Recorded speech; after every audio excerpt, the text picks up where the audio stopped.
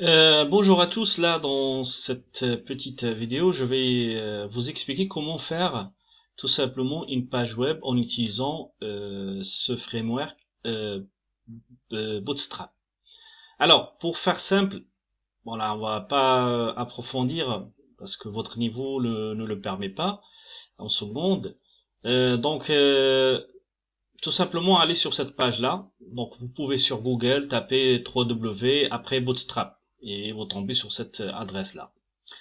Donc cette adresse, moi je trouve qu'elle est très bien, ce site-là, parce qu'il donne des exemples d'applications que tout le monde peut faire.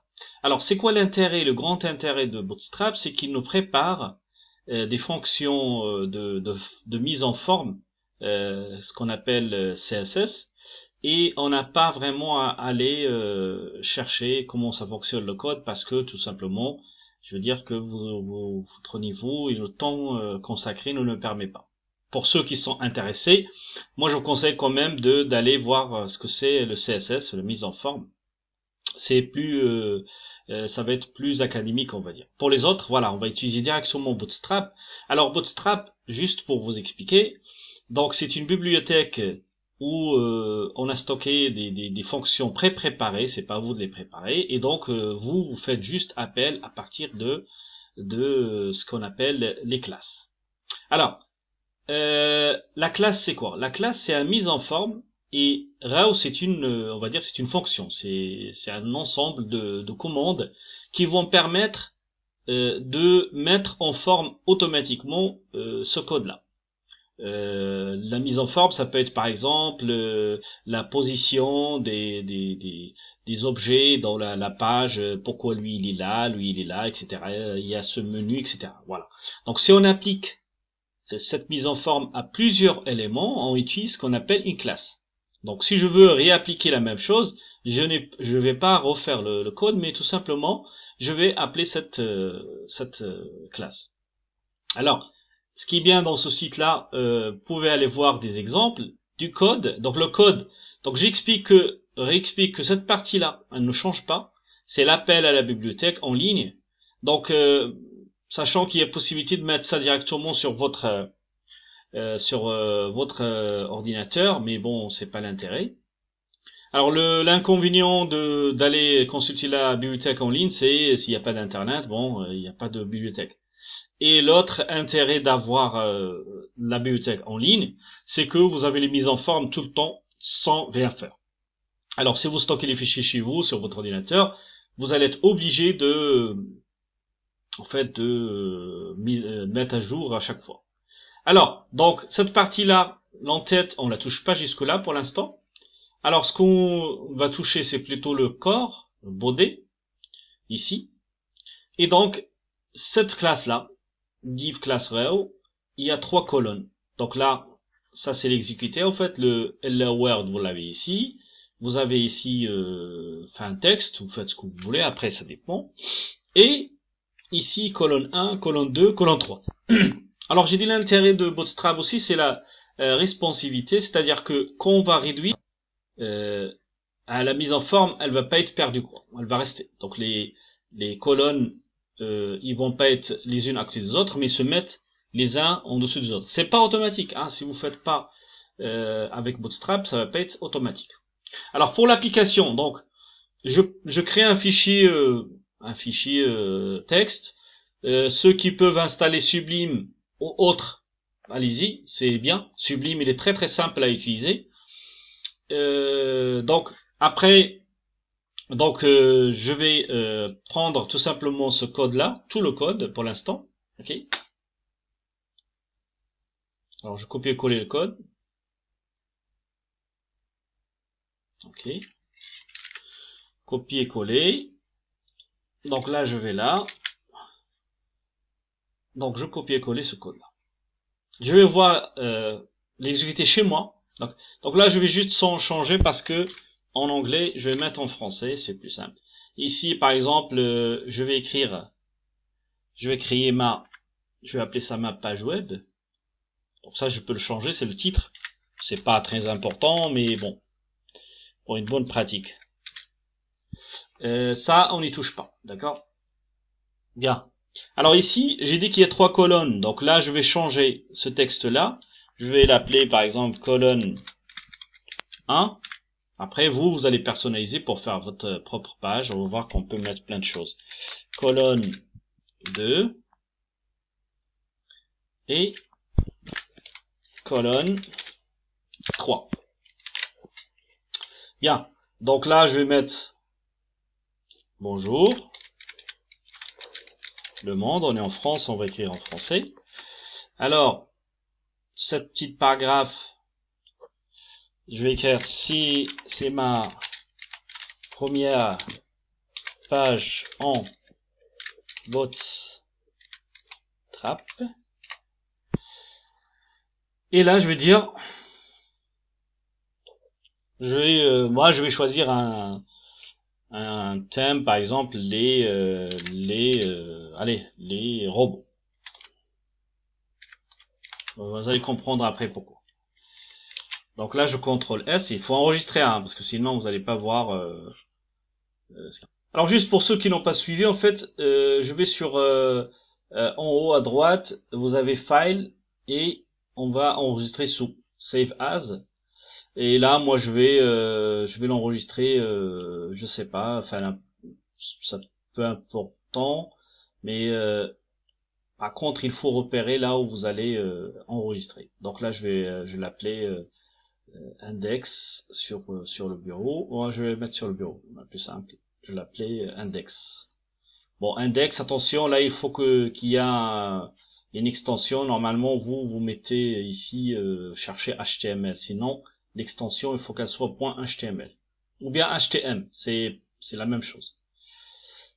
Donc là, je vais voilà, je vais mettre comme ça HTML et j'enregistre.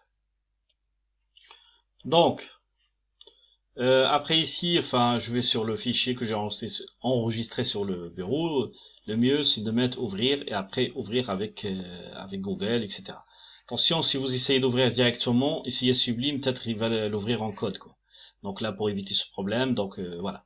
Donc voilà ce que ça me donne comme résultat. Il y a colonne 1, colonne 1, colonne 2, colonne 3.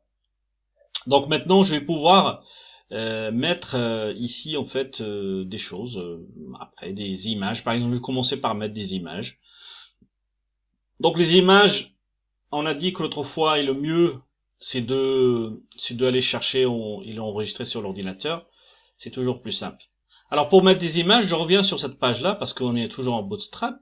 Et donc là, je vais chercher, il y a plein de choses qu'on peut faire. Donc si je veux faire une image ici, je peux chercher image ou bien voilà, image, c'est ça, c'est là. Et donc ici, vous allez voir le type d'image que vous pouvez avoir. Donc on peut faire ces trois là comme ça avec un petit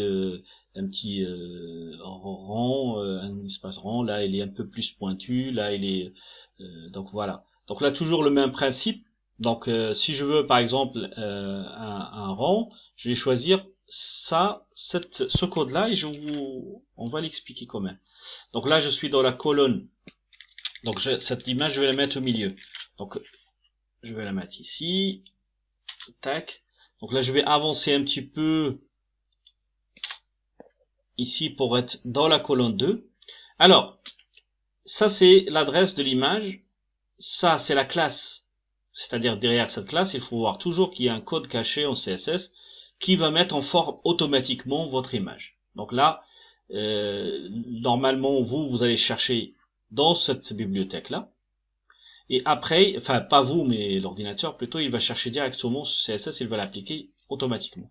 Là, c'est un texte qui apparaît pour dépannage, si l'image n'apparaît pas. Donc si je veux mettre par exemple robot, pourquoi? Parce que je vais aller chercher l'image d'un robot, je contrôle, donc je vais aller chercher sur le web.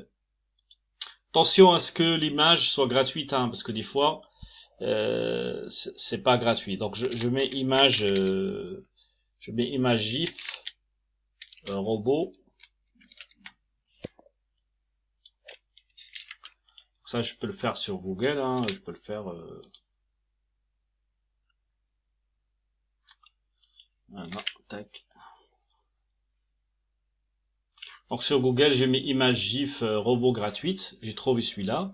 Donc je vais l'enregistrer ici. Enfin, clic droit, copier l'adresse de l'image, là, enregistrer l'image. Et donc je vais enregistrer l'image sur voilà. Donc un petit peu. Enfin, il faut l'enregistrer de préférence dans le même dossier que la page de départ. Donc là, je copie cette adresse là parce que je vais l'utiliser. Enregistrer. Je vais sur le code. Et là,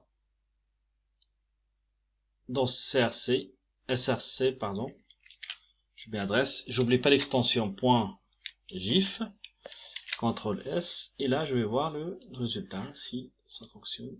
Donc, voilà, et donc là je vois ici dans la colonne 2, je vois qu'il y a enfin le robot qui apparaît. Alors après, on peut mettre des attributs d'image. Donc avec l'attribut, on va essayer d'agrandir un petit peu cette image de. Donc je reviens sur le code.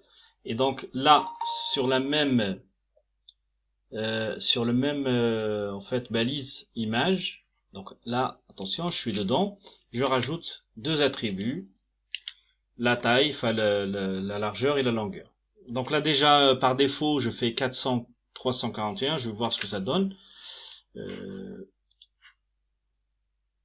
Voilà, donc c'est un peu plus grand, je laisse comme ça.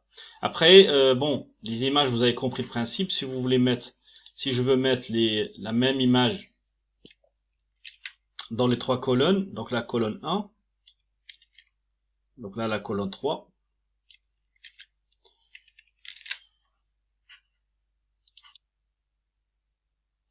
donc voilà, ça va couper un petit peu, mais en tout cas, si je le mis, j'ai mis le code dans les trois colonnes, 1, 2, 3, bon, après c'est simple, donc on voit les trois robots alignés en fait, les unes à côté des autres, voilà.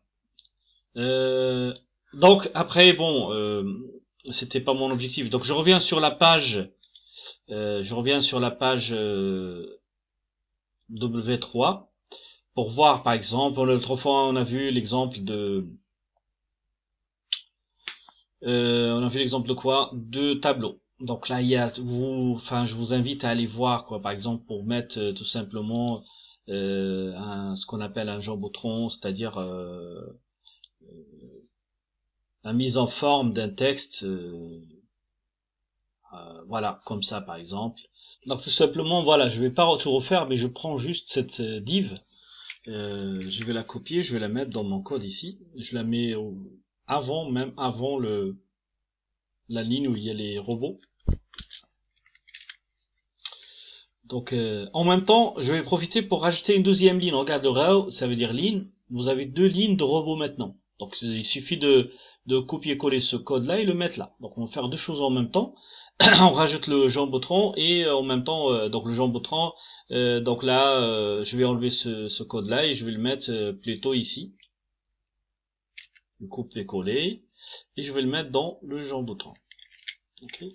Ça va être mise en forme de ce petit texte-là. Alors là, voilà. Donc il y aura le texte en haut, en forme, etc. Et les lignes de robots que je peux mettre ici. Voilà. Donc voilà, vous avez plein de choses à faire. Vous pouvez faire par exemple ce qu'on appelle un carrousel, d'images. Donc en fait c'est les images, l'effet d'image qui défile, qui peut être très intéressant dans une page web. D'accord. Est-ce qu'on a un exemple? Peut-être il y a un exemple qui charge ici. Ah pardon, il n'est pas encore chargé, on attend un petit peu. C'est la carousel, pardon. Voilà, donc un effet comme ça. Donc soit vous faites défiler vous-même. En fait, ça c'est tout simplement, voilà, c'est un code comme ça. Donc ici vous mettez la classe carousel indicator. Donc vous copiez-coller en fait tout ce qu'il faut changer en fait tout simplement, c'est l'adresse des images ici, là, et vous pouvez le faire avec vos images à vous, voilà, comme vous voulez quoi. Et si vous voulez rajouter plus d'images, vous pouvez aussi, là. Mais par contre, il faut respecter ce code-là. Tout ce que vous avez à changer, c'est les adresses d'images. Voilà, donc ça commence à faire long pour cette vidéo. Amusez-vous bien, testez tout ça. Si vous avez un souci, vous me recontactez. Et surtout, n'oubliez pas de préparer la page que je vous ai demandé. Merci et au revoir.